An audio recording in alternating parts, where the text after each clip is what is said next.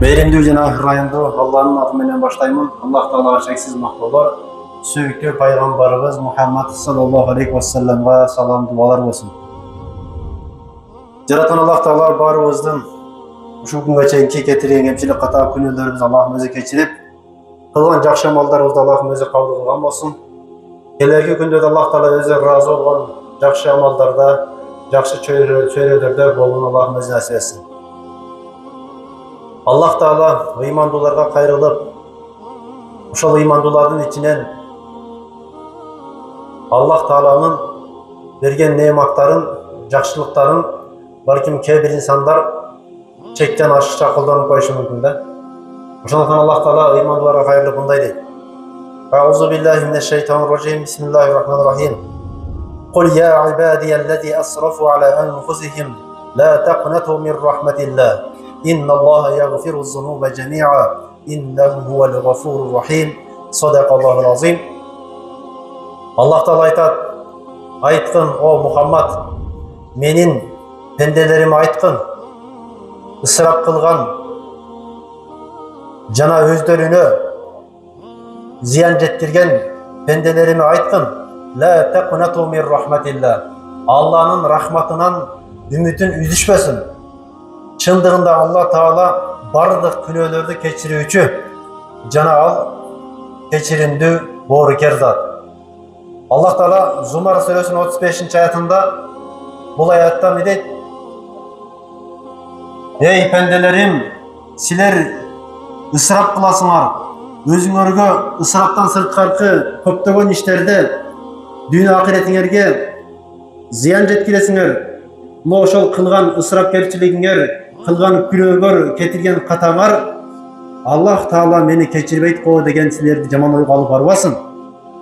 Силер кандай күнөө кылсаңар дагы, кандай ысырап жолго берилген болсоңор дагы, ошол ысырабыңарды токтотсоңор, күнөөңөрдү токтотсоңор, Аллахтын рахматынан, мээриминен үмүтүңөрдү үзбөстөн тоба кылсаңар, Аллах Таала силердин бардык күнөөңөрдү кечирет.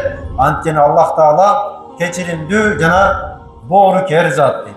Ошондуктан урматтуу туугандар, эч качан Аллах Таала мени кечирбейт го, менин күнөөм көп, менин зулум кылганым көп, аша чапкан жерим көп деп Алланын рахматынан, мээриминен үмүтсүз болбогула. Анткени Аллах Таала бардык инсанды тооба кылгандыгы себебинен, истигфар кечирим сурагандыгы себебинен, жада калса кээ бир инсандарды кылган жакшы амалдарынын себебинен кээ бирки күнөөлөрүн Аллах Таала эмне кылат?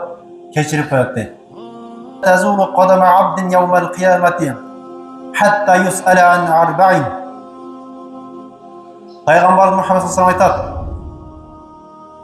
кыямат күнүндө эч бир адамдын кадамы оңго дагы, солго дагы басып кетпейт, 4 суроого жооп бермейинче дейт.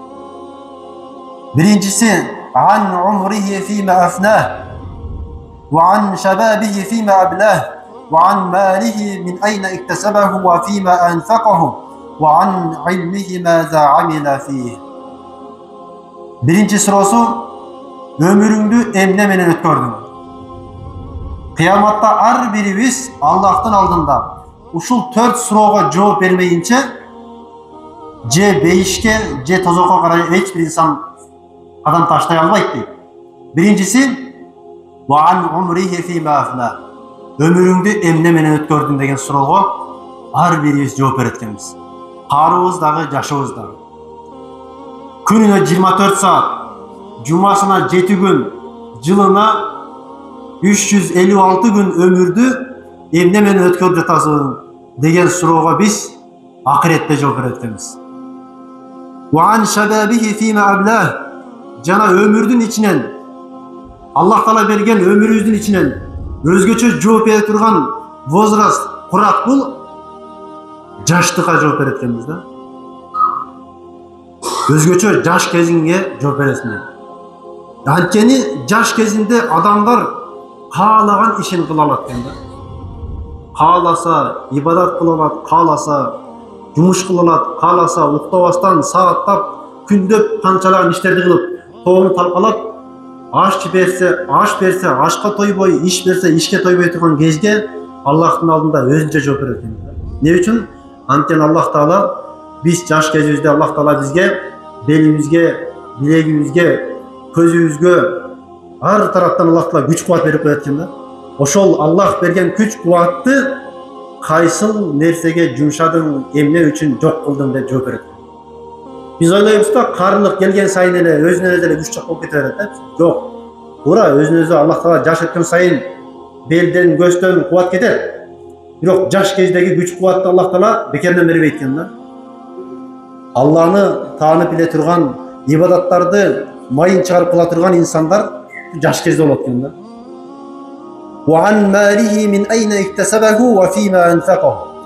Жана Аллах Тааланын жолунда тапкан ырыскыбыз бар. Ошол ырыскыны кайсыл жол менен таптыңыз жана кайсыл жолго жумшадыңыз? Ошого жооп берет экенбиз ар бирибизчи. Кээ бириз айтышыбыз мүмкүн. Мен бул акчаны өзүмдүн пешине терим менен тапканмын. Адал мээнет менен тапканмын деп. Бирок адалдан тапкан ырыскыбызды дагы адал жолго, Аллах ыраазы боло турган жолго, сооп боло турган жолго жумшай турган болсок, анда акыретте суроосу жеңил болот, жолу да жеңил болот. Ал эми адалдан таап алып, өзүбүз каалаган жака жумшайбыз деп, ысырапка, күнөө иштерге, бузукулуктарга, ар кандай жаман ишке колдоно турган болсок, анда адалдан тапканыбыз менен жумшаган жагыбыз туура эмес боло турган болсо, акыретте бул суроого жооп берер кезде акыбалыбыз оор болуп калат экен да. Жана окуган, билген илимиңе канчалык амал кыла билдиң, ошого жооп берет экенбиз да. Кимдир бирөө 5-10 жыл окуйт, ал өзүнө жараша, илимине жараша амал кылганга жооп берет. Кимдир бирөө 3 күнгө даватка чыгат, кимдир бирөө 40 күнгө чыгат, кимдир бирөө даватка чыкпай эле мен телефондон билип алам деп жүрөт, кимдир бирөө көчөдөн угуп жүрөт, кимдир бирөө өз алдынча китеп алып окуп жүрөт. Дагы кимдир бирөөлөр анда санда жума баяндан же башка бир маселелерден угуп алып, шарияттан мындай экен, бул күнөө иш экен, бул адал арам экен деп түшүнүп коет.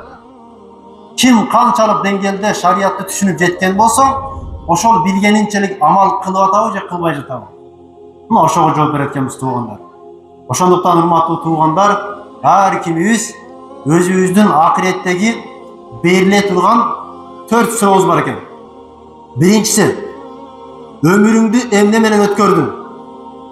Экинчиси, ошол өмүрдүн ичинен жаш кезди, жаштык буракты эмне менен өткөрдүк? Ошого жооп берет экенбиз. Үчүнчүсү, кайсыл жолдон акча таап, кайсыл жака жумшап жатабыз?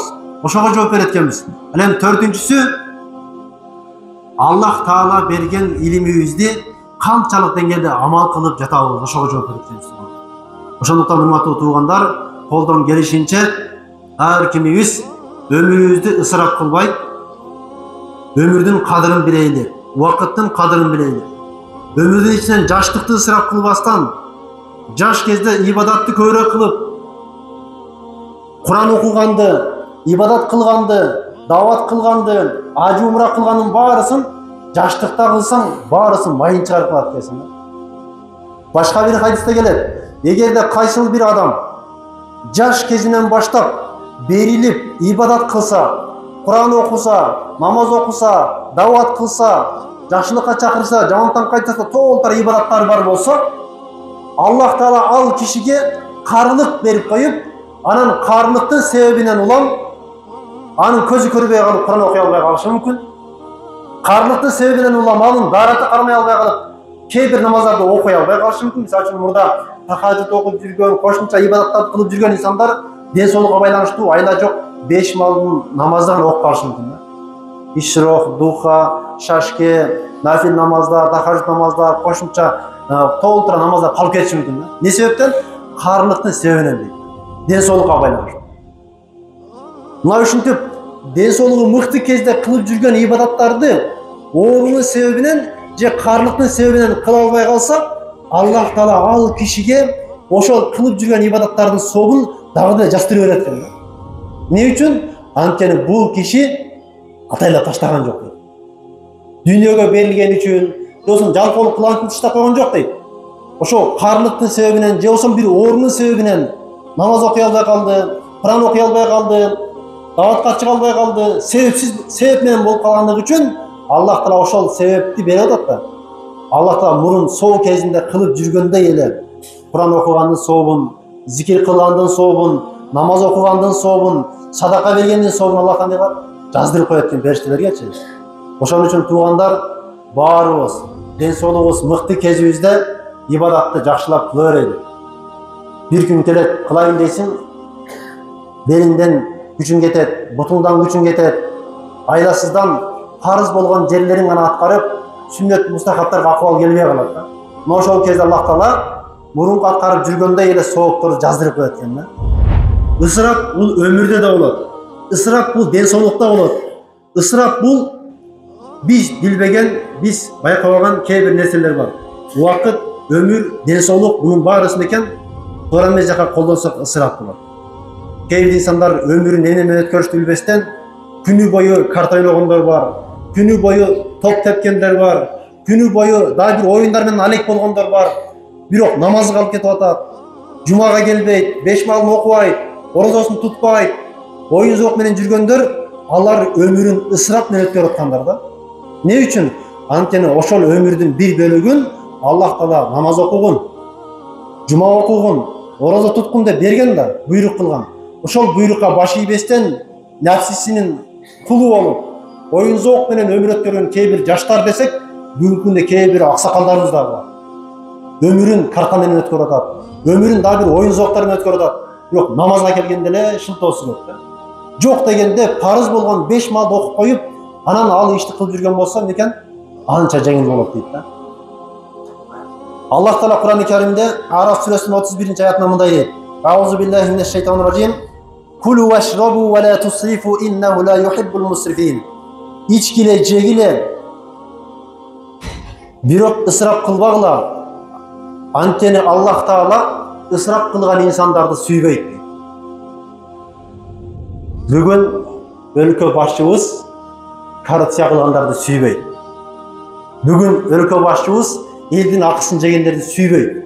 Текшерип келсе камайт десе, эч ким жебейт да, туурабы? Коркот. Не үчүн? Анткени келип калышы мүмкүн да, кокустан текшерипчи. Ошодон коркот да. Ал эми ысырап кылгандар, өмүрүн ысырап кылган, ден соолугун ысырап кылган, убактысын ысырап кылгандар не үчүн жараткандын сүйүүсүнөн коркпойт? Аллах Таала сүйбөйт деп атпайбы? Эртең сүйбөгөн пендесин азаптап койгонго кудуреттүүбү? Озокко салып койгонго кудуреттүүбү Аллах Таала сүйбөгөн пендесин?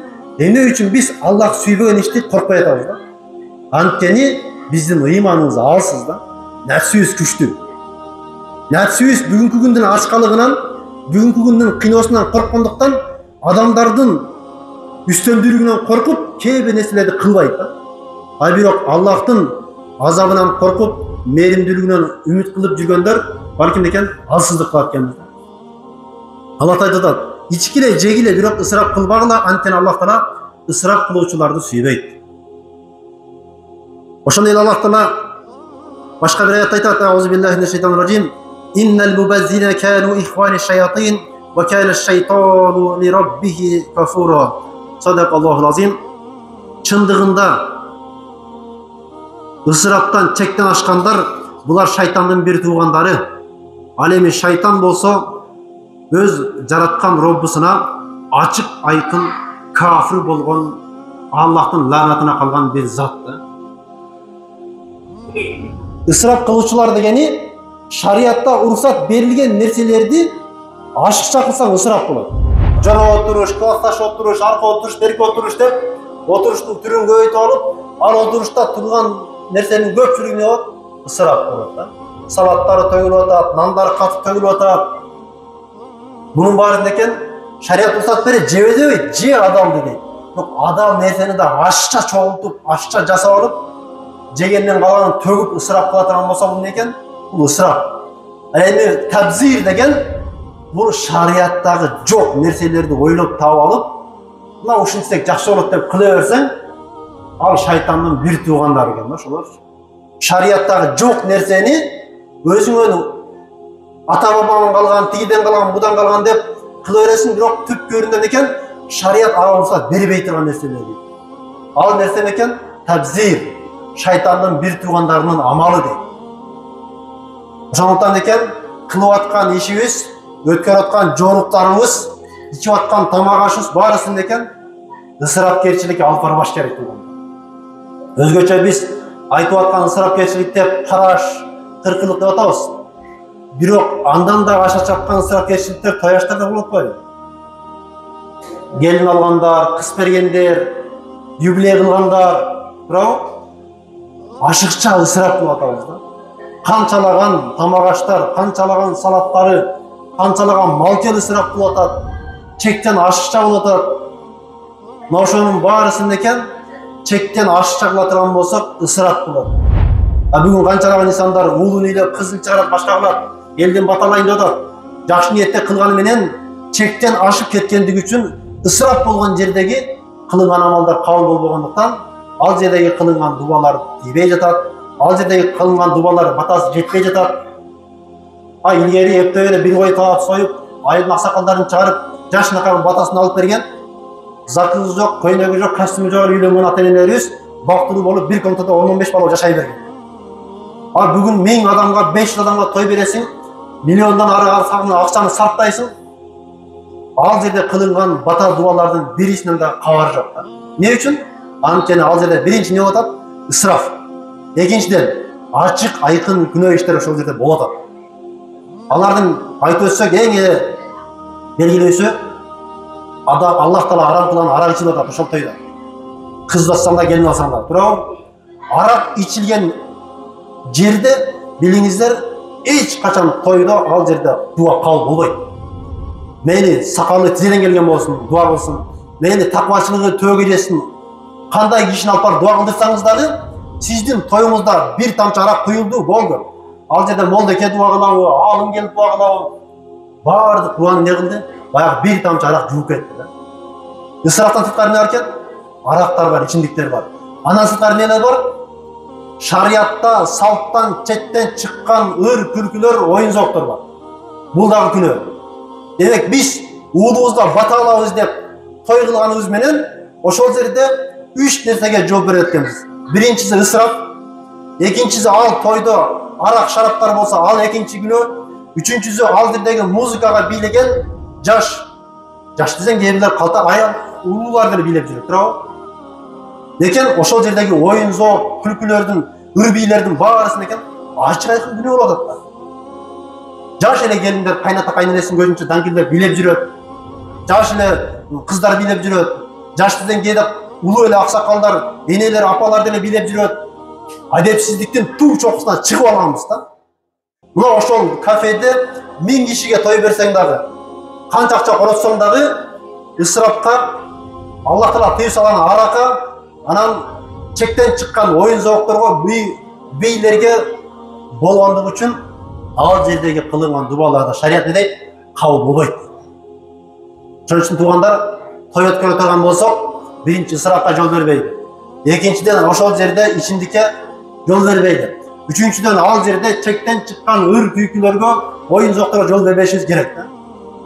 Ушул үчөөсү сакталса, ал той мейли кафеде болобу, үйдө болобу, ал да канча жакшыраак болот. Эми шариятка 100% туура келип калбайт, жакшыраак болот. Ал да канча тынчыраак болот, көп балар иншалла кабыл боло турган болот да туугандар. Ошон үчүн туугандар ысыраптан этият болойлу.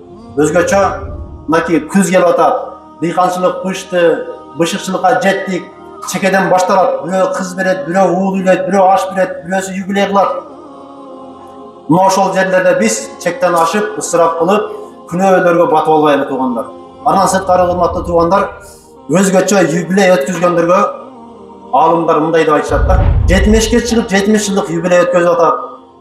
Бирок 60 жашка чыкканга чейин чекеси саждага тийбеген инсан бар, ошол кебирлерчи. 70ке чыгып, балким чекеси саждага тийбеген инсан да. Эмнеге той кыласың дейт. 70 жылдан бери бир жолу Кудайга сажда кылбасаң, 70 жылдан бери бир жолу Рамазан айында орду тутпасаң, 70 жылдан бери Кудайдын тыйып салган нерселеринен коркпосоң, ибадаттан куру жала калып, ибадатты тааныбаган, исламдан арыс жүргөн инсандар, алар юбилей өткөзө турган болсо дейт, алар өздөрүнүн күнөөкөрлүгүн ашкерелеген инсан дейт да. Мен 70ке чыктым, бир да жолу сажда кылбадым, бир да жолу орду тутпадым, мына ушинтип жашагыла деген мааниси дейт да. Бул дейт жакшы эмес дейт. Ал эми ибадатты чекеси ибадатка тийген, ада барамды билген инсандар өткөрсө, ошону дагы экен ысырапка жол бербей, арак шарапка жол бербей, ашыкча адепти буза турган, тарбияны буза турган оюн-зоокторго, өр-күлгүлөргө жол бербестен мындай жөндүрөк кылып өткөргөн болсо, ал жакшы экен. Келген кеткен ак батасын берет, узун өмүр берсин дейт. Дагы жы барган болсо дагы жы барың дейт. Уул кыздар көп болсо ушулардын жакшылыгын көрүңүз дейт, жакшы батасын берип кетет. Деген туугандар, биринчи очуретте Аллах менен болгон мамилебизди оңдойлу, ысыраптан, аша чапкандан, шарияттагы жок нерселерди салт кылып алып, өзүбүздү кыйнагандан бир аз алыстайлы да туугандар. Колдон келишинче мүмкүнчүлүгү жараша кыз uzatып, мүмкүнчүлүгү жараша келин алыңыздар. Анан юбилей кыла тургандар өзүңөрдүн Алла менен болгон мамилеңерди биринчи оңдоп алыңыздар да. Анан юбилей кылыңыздар да. Амин. Elhamdülillahi Rabbil alamin ve akibatu lil muttaqin. Allah Taala çeksiz maktular, süйтүү пайгамбарга салам дуалар болсун. Allah Taala ушул бүгүнкү айтылган маселеде Аллахтын мукан пенделерден кылып, баарыбыз Аллахтын амал кылган өзүн насип эткен болсун. Allah Taala баарыбызды ысыраптан, аша чапкандан, тарбия бузгандан Аллах өзү алыс кылсын. Allah Taala элибизге, жерибизге молчулук болсун, тынччылык берсин, бейпилдик берсин. Kimde kim oğul ülese Allah'ın gelini kutlu olsun, kız çıkarsa bargan yerinden baktlı olsun. Kimde kim Allah Teala'nın aldığında yaxşı ihsanlar kılatıran olsa şol ısrapka yol berbey, arak şarapka yol berbey. Mümkün boşunca Allah'tan buyurganday şariatta tepkiye oturgan yoldan ötkörün Allah bizi nasip etsin. Rabbena atina fid dunya hasana ve fil ahireti hasana ve qina azaban nar bi rahmetik. Allah.